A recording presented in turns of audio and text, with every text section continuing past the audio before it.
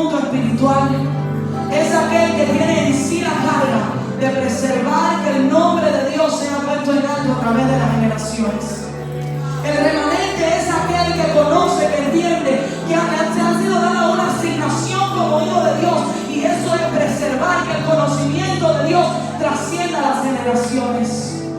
En la Biblia hay muchos ejemplos de personas que fueron remanentes en su generación. Porque quiero decirte algo, joven, Dios siempre se las arregla para mantener, guardar un remanente para cada temporada. Vemos un ejemplo de Noé. Sus hijos fueron un remanente que lograron salir del diluvio. No voy a hablar de ellos. Pero hay un pueblo que fue un remanente en tiempos de exilio. Y quiero hablarles acerca de la nación de Israel. Ese pueblo que Dios ha amado. Ese pueblo que Dios eligió, ese pueblo que Dios escogió. Dios le dijo: yo voy a ser su Dios. Un pueblo que las demás naciones tenían otros, pero ellos tenían un solo Dios. Y al paso del tiempo comenzaron a olvidarse de ese único Dios y se comenzaron a corromper con las doctrinas, con las costumbres, con la idolatría, con todo lo que había alrededor. Tristemente, ya no había santidad, ya no había adoración genuina, ya no había un reino que no estuviera corrompido. Pero como Dios no puede ser burlado, ¿ven? Dios no puede ser burlado, y Él nos ve, Él examina lo profundo de nuestro corazón. Constantemente Dios hacía llamados al arrepentimiento. Arrepiéntanse, arrepiéntanse, arrepiéntanse. Y Dios levantaba a un profeta, levantaba a otros, pero el pueblo ya tenía el corazón tan duro a causa de la idolatría que entonces ellos no escuchaban ya lo que los profetas tenían que hablar. Por eso Dios levanta a Jeremías en el tiempo de Sedequías y le dice en Jeremías 26, 4, 6: le dirás pues, así ha dicho Jehová, si no me oyeres para andar en mi ley, la cual puse ante vosotros, para atender a las palabras de mis siervos los profetas, que yo os envío desde temprano, escuchen esto, y sin cesar, a los cuales no habéis oído. Yo pondré esta casa como silo, y esta ciudad la pondré por maldición para todas las naciones. Asimismo, como la santidad atrae la presencia de Dios, el pecado repela a Dios y atrae el juicio.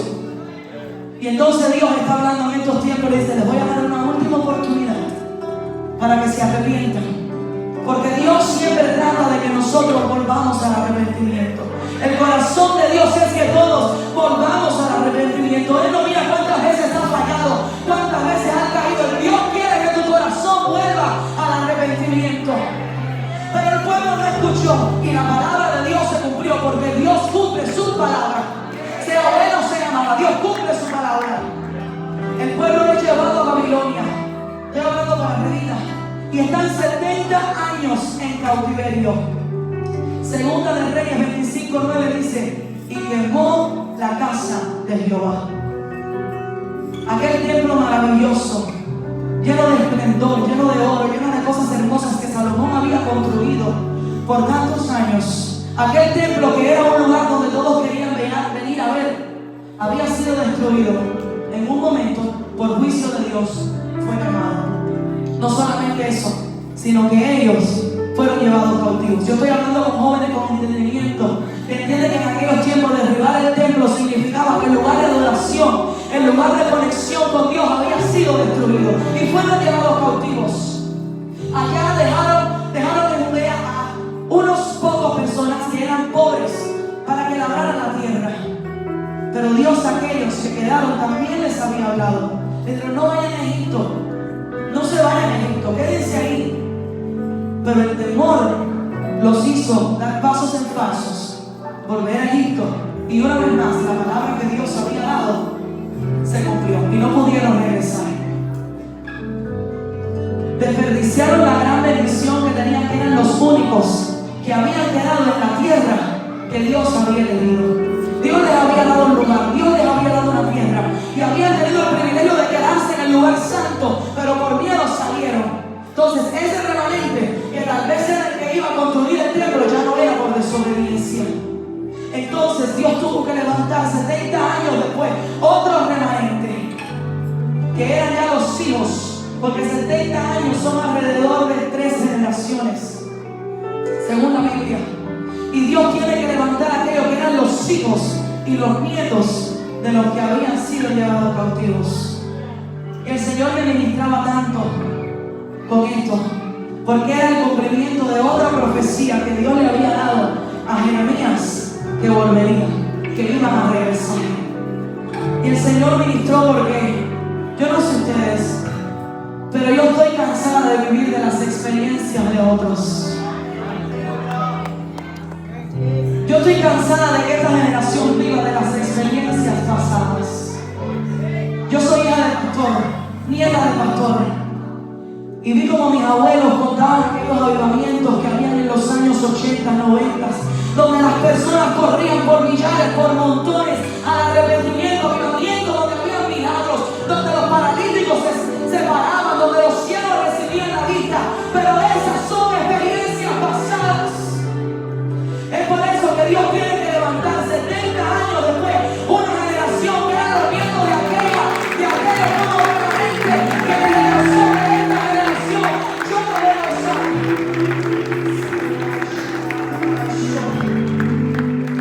Esa generación que eran los nietos, todavía quedaban ahí algunos que clamaban y que decían: Dios, nosotros estamos aquí como remanente, estamos predicando, yo soy el remanente.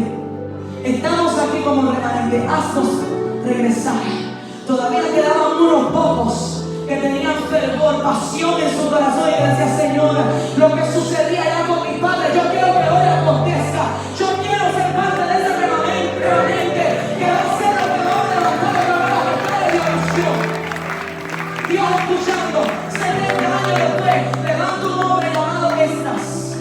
Esdras era un escriba y un sacerdote, pero era un hombre tan celoso por restaurar la adoración, que en Esdras 3 leímos que lo primero que se edifica en Jerusalén no fue que el muro que había hecho la brecha por donde el enemigo había entrado. Lo primero que levantan fue un altar. Digo, un altar. Un altar. Lo primero que levantan es un altar. Altar, símbolo de sacrificio, símbolo de adoración. ¿Ok?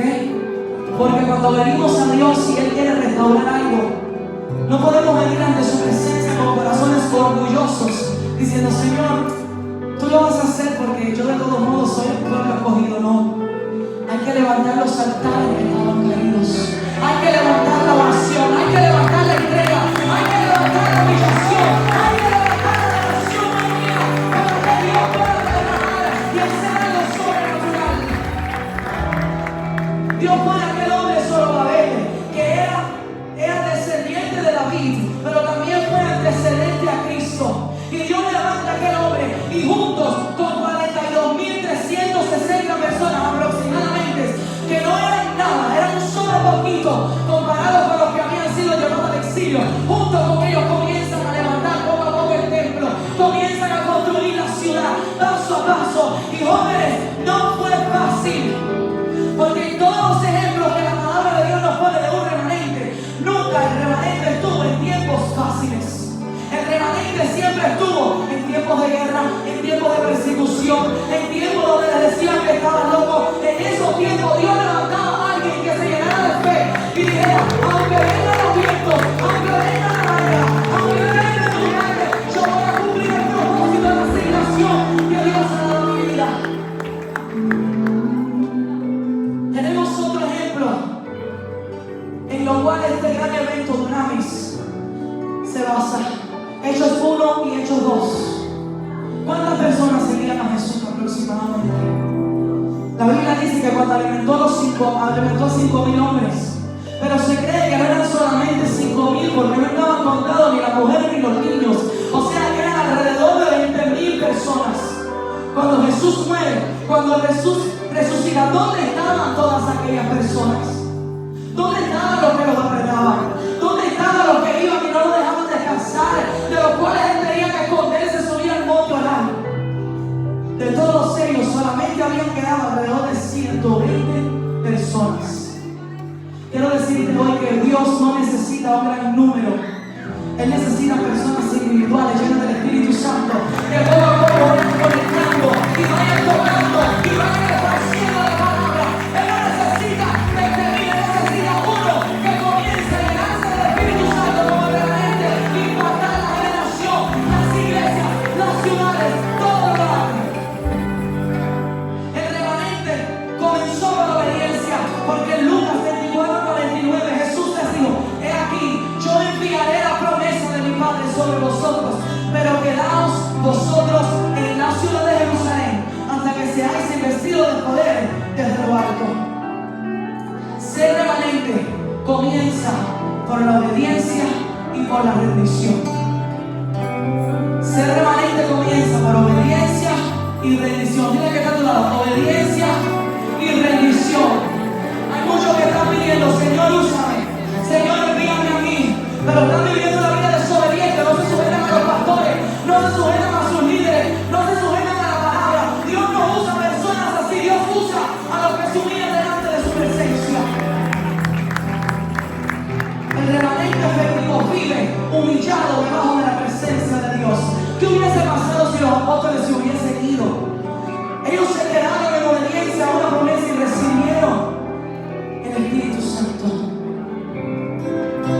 Lo maravilloso de esto es que de esos 120 que estaban ahí, fueron salvos muchos, muchos. Y otra vez volvemos a decir: Dios cumple su promesa. Y él dijo: y me seréis testigos en Judea, en Samaria y hasta lo último de la tierra. Ya no eran 20,000, porque a través de esos 120 el evangelio fue esparcido. Y hoy tú y yo estamos aquí como testimonio de que un remanente cumplió el propósito, la asignación que Dios había dado. Remanentes en la Biblia, remanentes en la palabra. Pero ¿qué sucede con los remanentes de estos días? Romanos 11 hace referencia a aquella historia cuando Elías estaba solo, cuando Elías estaba perseguido. Me están siguiendo. Otra vez vemos remanentes en tiempos de persecución, remanentes en tiempos de guerra. Elías estaba solo, perseguido, en peligro de muerte, igual que los apóstoles, igual que los exiliados. Y Romanos 11 dice que Elías pregunta a Dios: Señor, a tus profetas han dado muerte y a tus altares han derribado, y solo yo he quedado y procuran matarme. Pero ¿qué dice la divina respuesta? Me he reservado 7,000 hombres que no han doblado rodillas ante Baal.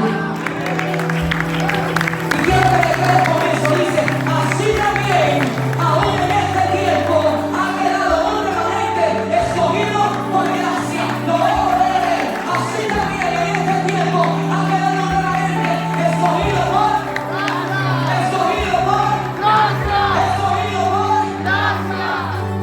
Dios. Se guarda un remanente para cada momento. Tú y yo somos ese remanente. Tú y yo somos ese remanente. Mira que está a un lado: yo soy un remanente. Vamos, que se te pegue: yo soy un remanente. Que te den en lo profundo: yo soy un remanente. Algo curioso: Elías no estaba preocupado por su vida. Elías estaba preocupado por quién iba a llevar el nombre de Dios en alto. Él no se preocupó que lo mataran a él. Él dice: cuando yo solo he quedado, él está diciendo: Señor, si me matan a mí, ¿quién va a ser celoso por tu presencia? ¿Quién va a ser celoso por tu palabra? Señor, si me matan a mí, ¿quién va a ser celoso? El temor de Elías no era perder su vida, era quién iba a llevar el legado, a quién le iba a pasar el legado de lo que Dios quería hacer, del Dios que los había rescatado, del Dios de ayer y el Dios que iba a ser el Dios de mañana. Por eso Dios le dice: Elías, tú no estás solo. Así también la iglesia de hoy está en tiempos de persecución, está en tiempos de prueba. Y yo creo que más que nunca tenemos que armarnos en fe, llenarnos del Espíritu. Porque cuando alguien viene a matar con una pistola, ¿qué tú haces? Huyes, ¿verdad? Te escondes, huyes. Pero cuando alguien intenta matarte de una manera sutil, poniendo veneno en una comida, dañando aquellas cosas que son para nosotros, no nos damos cuenta muchas veces. Y la iglesia de estos días está siendo atacada de una manera sutil. El entretenimiento, que mencionaba Angie, el entretenimiento, el desánimo, la falta de ganas de orar, tal vez desear las cosas que el mundo nos presenta tan sencillamente, tan fácilmente. Mi papá siempre dice que antes para pecar tenías que ir a un lugar, pero ahora el pecado está aquí. Ahora el pecado está en todos lados. Y de una manera sutil el diablo está tratando de matar este remanente con más intensidad, porque sabe que somos la generación que probablemente va a ver la venida del Señor. Si no es creído, no vamos a verlo todo. Para ser remanente, para Dios usarnos, nos saca de nuestra zona de confort. Para Dios usarnos, nos saca de ese lugar donde estamos cómodos y muchas veces nos pone en situaciones incómodas para que aprendamos a depender de Él. Dios nos llama a dejar la comodidad. Cuando otros no quieren orar, cuando hay muchas iglesias en el mundo que no oran, Betel dice, yo voy a orar. Cuando hay muchas iglesias que interceden, Betel dice, Monte de Sion dice, yo voy a orar. Cuando hay muchos lugares que ya han dejado eso a un lado, hay un remanente que dice, yo voy a interceder, yo voy a orar, yo voy a llenarme del Espíritu. Pero yo no dejaré que la asignación que Dios me ha dado en estos tiempos como remanente de Él para impactar mi generación muera sin ver un avivamiento. ¿Tú quieres ser partícipe del avivamiento en los últimos días? Esfuérzate y sé remanente. Dile al que está a tu lado, esfuérzate y sé remanente. Sea obediente. Eso me llama sumisión. Delante de él, sometimiento. Esfuérzate, sé un remanente. Ahí tú te vuelves a levantar y dile, Señor, yo soy un remanente. Heme aquí. Vamos a decirle, heme aquí. Envíame a mí. Presérvame. Guárdame en santidad. Señor, enséñame a humillarme. Enséñame, Señor, a tener visión espiritual para entender lo que está delante de nosotros. Señor, yo clamo. Levanta en estos tiempos una generación llena del Espíritu Santo. Una generación, Señor, apasionada. Una generación que no viva de las experiencias de sus padres, sino que diga, Señor, hoy también queremos ver eso que tú hiciste allá. Queremos ver la gloria postrera que tú dices que ibas a derramar sobre nuestros hijos, sobre nuestros hogares, sobre nuestras iglesias.